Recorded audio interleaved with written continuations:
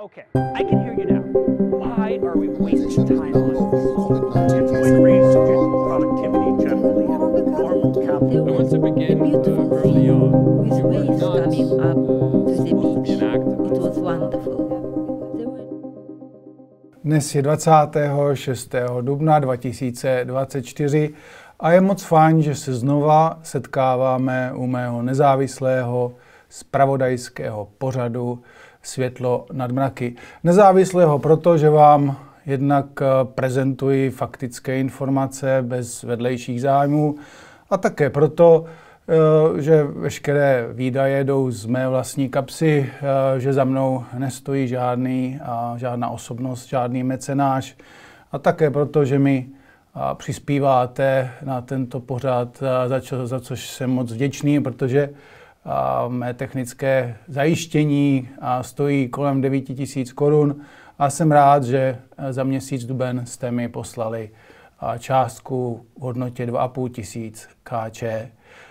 Takže přejdeme k různým zprávám. Já jsem nazval dnešní zpravodajství Počasí příroda jako válečná zbraň. Takže se budeme zabývat touto tematikou, jestli je možné využít přírodu a počasí, klima k válečným účelům. Samozřejmě mám ještě další zprávy, které podle mého názoru jsou velmi zajímavé, zásadní z tohoto týdne. Takže začněme velmi zajímavou zprávou z Tennessee ze Spojených států, kdy tedy guvernér Bill G. Podepsal návrh zákona o zákazu ovlivňování počasí a klimatu. Konkrétně v tom zákoně bylo napsáno, že bude zakázáno, a to od 1. července 2024, úmyslné vstřikování, uvolňování nebo rozptylování chemických sloučenin do atmosféry nebo používáním různých zařízení v rámci státu s výslovným účelem ovlivnit teplotu, počasí nebo intenzitu slunečního světla, jak jsem zde napsal ve svém novém článku z začátku týdne. A je důležité také zmínit, že podobný zákon se v současnosti projednává i v dalších amerických státech, a to například v Kentucky, New Hampshire, Jižní Dakotě a na Rhode Island. Já jsem narazil na tuhle velmi zajímavou zprávu z ledna 2024, kdy agentura Forbes psala o tom, že Irán viní různé státy jako Turecko, Izrael či Spojené arabské emiráty z toho, že jim kradou mraky. Díky jejím ovlivňováním počasí, díky ovlivňování počasí těchto států vzniká nebo způsobují v Iránu katastrofální sucho. Nebyl to jenom Forbes, který o tom píše. Tohle je sice starší článek z New York Times z roku 2022, který právě tuto problematiku analyzuje, dokonce nazval ten článek jako války nebo válka o mraky, kdy právě hovoří o tom, jak obzvláště Spojené arabské emiráty, ale i také Izrael nebo Turecko právě ovlivňují počasí a jak tady ten brigádní generál Gholam Reza Jalali z Iránu si stěžuje právě na to, že se jim nedostává vláhy, nedostává se jim mraky, protože ty se vyprší právě ve výše v těchto uvedených státech. Tady máte velmi zajímavé obrázek právě z New York Times o tom, jak piloti se chystají vypouštět různé chemikálie do ovzduší v rámci osévání mraků. No a že ve Spojených arabských emirátech se velmi intenzivně ovlivňuje počasí už nejméně 20 let. Jsem napsal v tomhle článku, v Emirátech experimentují s oséváním mraků i laserovými drony.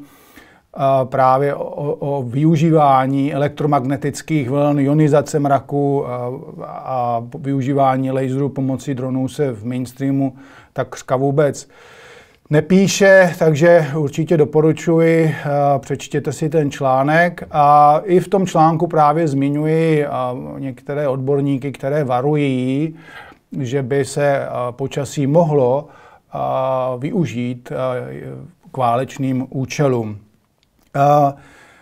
Nedávno Indie nebo v jejich různých mainstreamových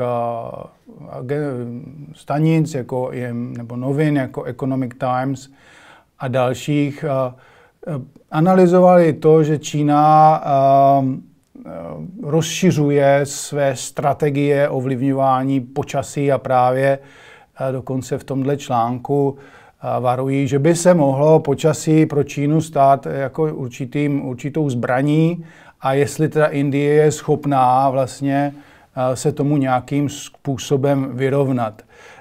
Pravdou je, že Čína instalovala v Tibetu posledních x let stovky různých generátorů na ovlivňování počasí, které vystřelují do ovzduší pravděpodobně iodid stříbrný a tím ovlivňují počasí právě i v Indii a v jednom z těch článků se hovoří o tom, že obzvláště ty hranice s Čínou trpí velmi negativně suchem a různými extrémy počasí a v Indii si myslí, že to je právě pomocí ovlivňování počasí nebo kvůli ovlivňování počasí v Číně.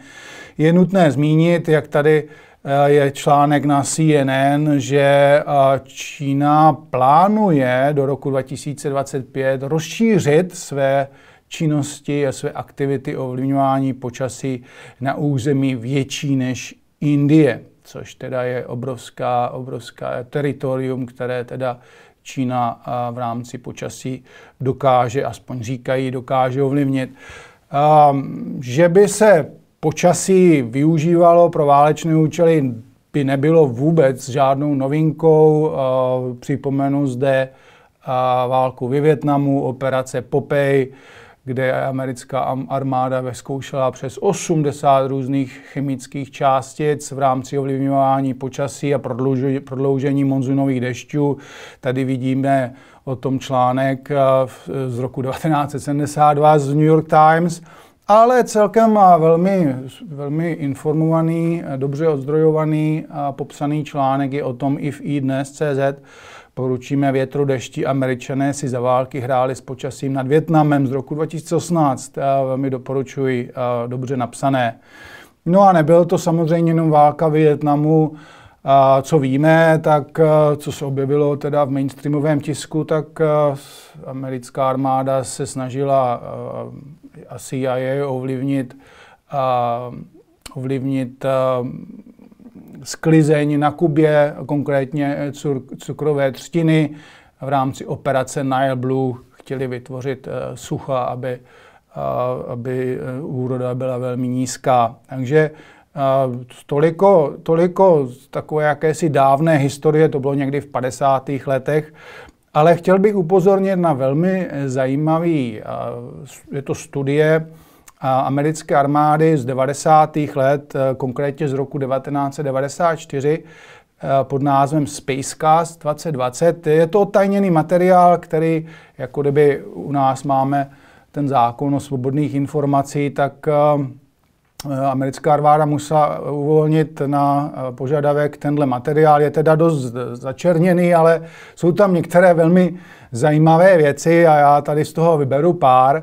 Tady třeba je obrázek, jak americká armáda přiznává nebo ukazuje, jak dokáže jenom pomocí jodidu stříbrného udělat díru v mracích. Jo, tady vidíte obrázek, asi po nějakém pokusu normálně obrovská díra způsobená jenom teda v rámci osevání mraku jodidem stříbrným. A jak uvidíme dál, ono se často třeba používalo i třeba sazí. Jo? Takže tohle je ještě z toho materiálu velmi zajímavá citace Josefa Kaplana a to byl teda to byla velmi významná osobnost v těch 50. letech. On byl členem americké meteorologické společnosti, známý geofyzik, měl spoustu ocenění, tady to mám z Wikipedii, si můžete dočíst, takže byl to pan profesor na univerzitě v Kalifornii, v Los Angeles a tak dále. Prostě tento pán byl velmi oceňovaný a velmi vážený, takže jeho slova bych asi vzal celkem vážně a on v tom roce 1958, v tomhle materiálu, o kterém jsem mluvil, říká, že zásadní ovlivňování počasí a teplot je dnes prakticky možné. Jo, to byl rok 1958 a toho cituji, to jsou jeho slova. No a pak v tom materiálu se můžeme dočíst, že vlastně z těch 90. let, že během těch několik dekád se zdokonalilo technologicky a technicky různé možnosti ovlivňování počasí a že dnes je vlastně možné zvýšit srážky, ovlivnit frontální systémy, potlačit krupobytí, blesky, hurikány, možnost zaměřit znova tropickou bouři, rozptýlit mlhy pomocí laserů, ovlivňovat rozsáhlé cirkulace a modifikovat klima. Jo, pomocí různých využívání různých počítačových modelů. Takže to je materiál z roku 1994 o možnostech už tehdy ovlivňování počasí a klimatu. I v tom materiálu je taková zajímavá zmínka o tom, že samozřejmě, že v rámci ovlivňování počasí a klimatu veřejnost bude poukazovat na některé negativní jevy, které právě mohou vzniknout z ovlivňování počasí a klimatu, jako například problematika oteplování či narušení ozonové vrstvy, o kterém jsem se například bavil v minulých dílech. Tady jenom ještě velmi zajímavý materiál, prezentace dalšího velmi významné osobnosti v oblasti tady ovlivňování počasí a klimatu. Je to doktor Arnold Barnes Jr. A tady vidíte jeho prezentaci. Kdo je Arnold Appleton Barnes Jr.? On pracoval pro americkou armádu asi 42 let a opravdu se věnoval výzkumu ovlivňování počasí a klimatu. Velmi důležitá osoba právě z téhle oblasti. Můžete si dočíst o něm různé zajímavé podrobnosti. A tento pán měl prezentaci právě o tom, že je možné vlastně ovlivňovat a osévat mraky i pomocí sazí nebo uhlíkového prachu, jak on tady má v té prezentaci, že je možné vlastně zvýšit srážky, ale i také snížit srážky. Můžeme například zvýšit mraky na obloze, jo, tu strukturu a jejich množství. Vlastně o tom mluvil už v roce 1961 i viceprezident Lyndon Johnson, kdy on vlastně v tom projevu říká, že pomocí satelitu můžeme ovlivňovat mraky a tím měnit počasí a klima. To jsou jeho slova. Dál, že pomocí těch sazí tady Barnes říká, že můžeme i jako rozptýlit mlhy a tak dále. Samozřejmě, jak můžete zvýšit srážky, snížit srážky, můžeme zamezit krupobytí, tak samozřejmě můžeme i vyvolat krupobytí. Jo? A to je velmi důležité si uvědomit. A tady mám třeba studii z roku 2021 ze švýcarských vědců, kteří právě potvrdili, že osévání mraků, jak vidíte tady, může způsobit krupobytí, jo, a zvýšit jejich četnost. Takže to je velmi zajímavé. Jo. A další podrobnosti samozřejmě ovlivňování počasí a klimatu, to téma je velmi složité, jak už jsem několikrát zmínil. Mrkněte na mou prezentaci, co se to děje na obloze, abyste se opravdu informovali a dozvěděli víc o možnostech ovlivňování počasí a klimatu. Samozřejmě s tím souvisí i například to, co se dělo teďka v Řecku, jestli jste zaregistrovali. Minulé vydání jsem mluvil o sahárském prachu, jako o možném zase vlastně jako kdyby nástroji v tom arzenálu různých technologií a možností ovlivňování počasí a klimatu.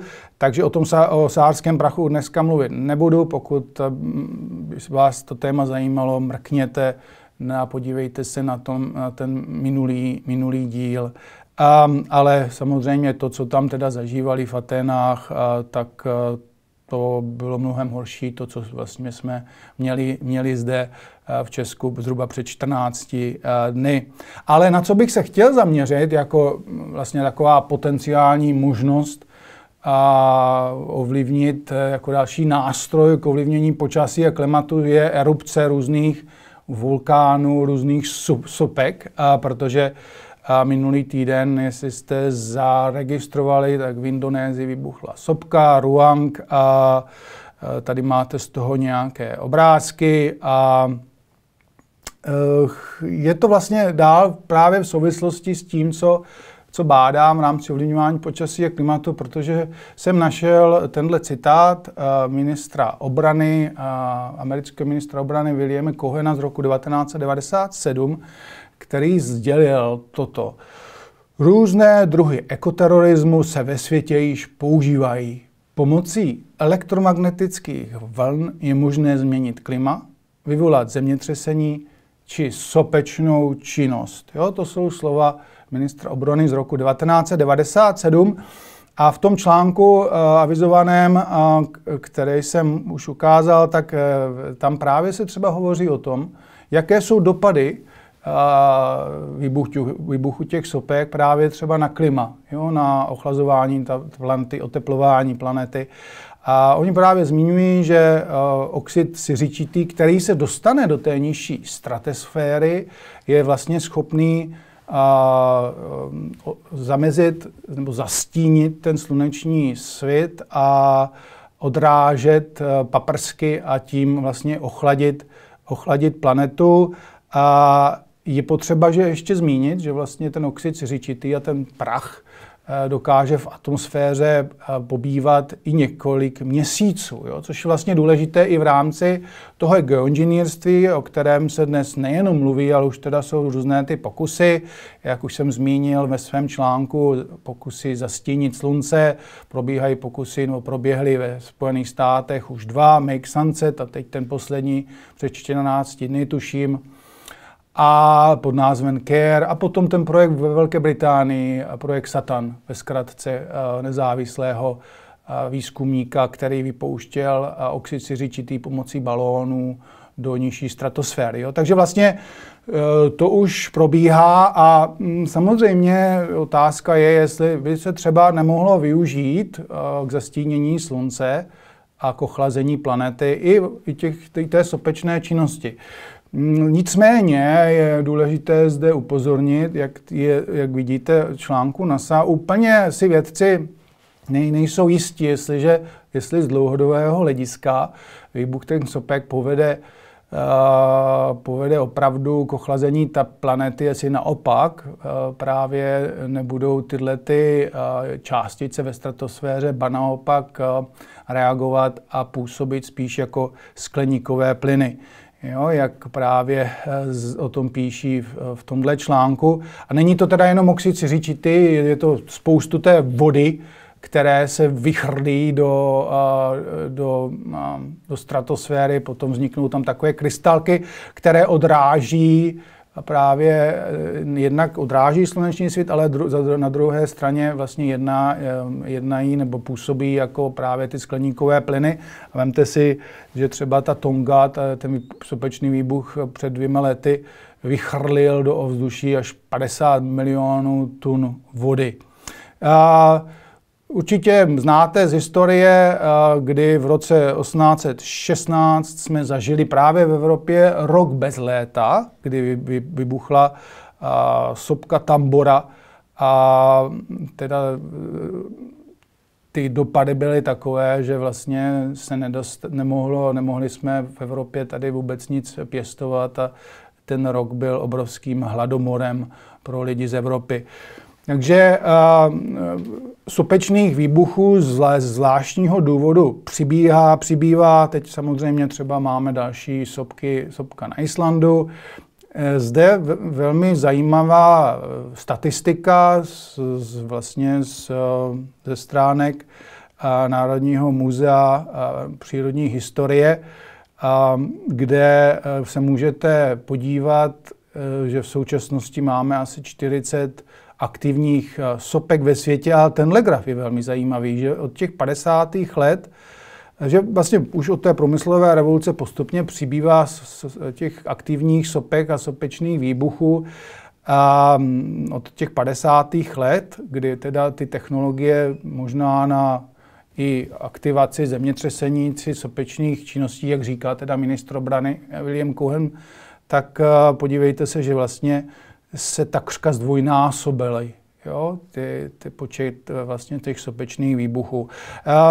Je potřeba říct, že to zdůvodňují i tím, že vlastně máme na planetě víc lidí, ty technologie jsou možné vlastně nějakým způsobem detekovat různé výbuchy, takže to je potřeba také říct. Ale je dobré zmínit i to v kontextu těch možností dnešních technologií. Pojďme teďka úplně na jiné téma. Velmi zajímavý článek z Mezinárodního výzkumného institutu pro mír ze Stockholmu, který v rámci různých statistik zkoumá výdaje vlád na zbrojení, na je zajímavé, že v minulý rok se zvýšily výdaje nebo na zbrojení na celkovou částku 2,4 bilionu dolarů a je zajímavé, že všech vlastně 10 největších zemí, které zbrojí, tak se jejich výdaje na zbrojení nějakým způsobem zvýšily. A samozřejmě zemí, která na zbrojení dává nejvíce, tak to jsou Spojené státy, které teda utratili v roce 2023 tuším 900 miliard, Rusko nějakých 100 miliard, Čína nějakých 300 miliard. A zajímavé, když dál v tom článku se podíváte na různé konkrétní analýzy, tak třeba v současnosti se na Ukrajině výdaje na zbrojení rovnají asi zhruba 58% vládních výdajů. Jejich teda rozpočet Ukrajiny vojenský se zvýšil asi o nějakých 37%.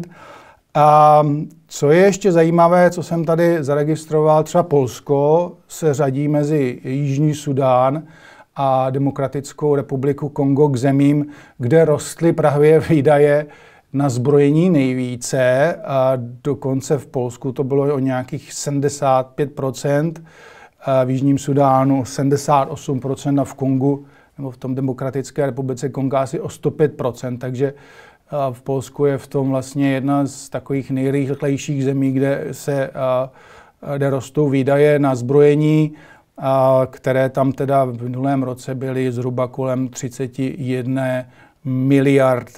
miliard dolarů. Velmi zajímavý článek, určitě se na něho podívejte, přečtěte si ho. Přesuňme se teď do Latinské Ameriky, a to přímo do Argentíny, kde pokračují obrovské protesty proti takzvané šokové terapii argentinského prezidenta Mileia, který právě teďka čelí, to bylo myslím začátkem týdne, 100 000 Argentinců, převážně studentů v ulicích, protože se jim nelíbí snižování různých vládních výdajů opravdu na prakticky ve všech sektorech ekonomiky. Napsal jsem o tom článek na začátkem roku. Černobílé Mileiovo vidění sklidilo v Davosu ovace. Nezopakuje ale neúspěch nedávné historie. Je potřeba si uvědomit, že vlastně ta šoková terapie už byla několikrát zkoušená. Že jo? Už jsem o tom mluvil, skvělá kniha Šoková doktrína od kanadské novinářky Naomi Klein. Přečtěte si právě třeba, jak analyzovala negativní dopady šokových doktrín nebo šokových terapií v Rusku v 90. letech nebo v Bolívii v 80. nebo v Chile, kde vlastně ta šoková terapie během diktatury Pinocheta byla implementována nejdříve v těch 70. letech. Ale tady budu jenom citovat pár vět z toho mého článku. Obzvláště v Argentině jsou zvědaví, v čem budou neoliberální reformy milé a jiné od těch předchozích. Například od těch, které proběhly v 90. letech během prezidentského období Carlosa Menema. I on přišel s redukcí státní správy, dereguloval a dolarizoval ekonomiku. Po počátečních úspěších však tato politika vyústila v hlubokou finanční krizi a politickou nestabilitu let 2001 až 2003, kdy se v úřadu vystřídali 4 prezidenti. Další pokus o zotavení ekonomiky přišel v roce 2015, kdy se k moci dostal neoliberál Mauricio Macri. Ani jeho snahy o snížení role státu neskončily pozitivně. Inflace dosáhla 240% a po rozpočtových škrtech přišel i dramatický nárůst chudoby. Je možné na čase se zamyslet, jestli neoliberální reformy ke snížení vlivu státu opravdu vedou či mají vést, tak jak to učinili britští profesoři v knize Korporátní zločinec. Podle nich během neoliberalismu dochází spíše k upevnění symbiózy mezi státem a velkým biznesem a k prohloubení ekonomické centralizace, která transformuje bohatství do rukou stále menší skupiny korporací a elitářů, zatímco většina obyvatelstva se propadá do další chudoby. Takže to je k zamýšlení. V tomto kontextu probíhaly i na jaře teďka začátkem dubna různé schůzky Mezinárodního měnového fondu a Světové banky, která samozřejmě je součástí tady tohohle systému, o kterém hovořím, kdy tyhle ty instituce různým způsobem půjčují peníze státům, aby potom vlastně využili tu zadluženost k různým vedlejším zájmům. Je to něco, čím je vlastně Světová banka, Mezinárodní měnový fond kritizován už velmi dlouho.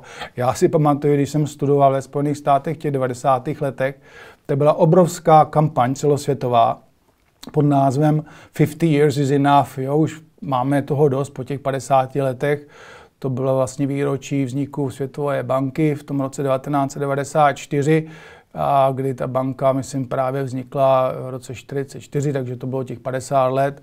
Takže obrovská kritika a protesty proti tomu, aby vlastně i dokonce banku zavřeli, protože její činnosti vedou k tomu, že nejenom se země zadlužují, ale potom dochází k vysídlení různých farmářů a obyvatel, k tomu, že se jim drancují nerostné suroviny a tak dále.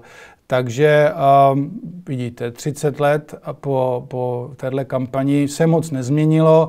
Já bych zde upozornil na velmi vydařený rozhovor s Johnem Perkinsem, který proběhl i v Česku, on byl, myslím, v Ostravě a v dalších městech, myslím, pár let zpátky.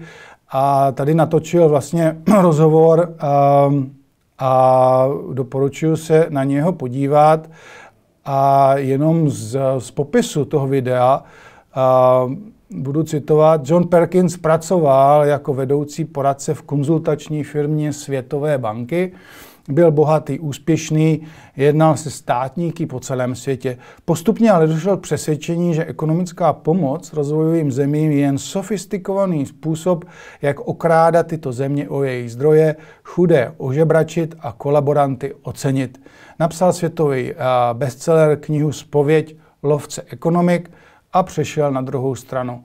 Přímo jmenuje viníky atentátů na prezidenty Panamy a Ekvádoru, hovoří o tom, jak přežil pokus o atentát. Dnes pomáhá jihoamerickým indiánům v boji proti nadnárodním koncernům. Máte odvahu pohlédnout do tváře vlastní civilizace? Takže skvělá kniha byla přeložena do češtiny, jak už bylo uvedeno, jmenuje se Zpověď lovce ekonomik, takže velmi doporučuji, protože John Perkins pracoval v tom systému jako ten konzultant a právě vyjednával ty různé půjčky a potom ti šakalové přišli po něm a vyhrožovali tím státníkům, pokud teda nebudou povolí, pokud nebudou dělat ty věci, které benefitují ty korporace a ty elitáře. Takže doporučuji, skvělá kniha. A nakonec jenom zase na odlehčení na sociálních sítích. Teď si lidé posílají různé ty memy a různé videa z prezidentské kampaně ve Spojených státech. A já jsem si tady vybral takové velmi zajímavé video, kde bohužel Biden často už neví přesně, co říká. A tady v tomhle videu se přeřekl a cituji, říká, já už nevím, jakým způsobem bychom vám měli dokázat, že nám nemůžete důvěřovat. Jo, chtěl říct, že nemůžete důvěřovat Trumpovi a takhle se nějak přeřekl. Takže zajímavé, jestli teda otázka, jestli to bylo přeřeknutí, nebo to bude na tom něco pravdy, jestli je možné opravdu vládám důvěřovat nejenom ve Spojených státech, ale po celém světě. A je potřeba být opravdu na stráži a bdělí a analyzovat ty věci, které se nám prezentují. Takže to je ode mě všechno a těším se zase znova příští pátek. Na viděnou. Okay, I can hear you now. Why are we wasting time on this?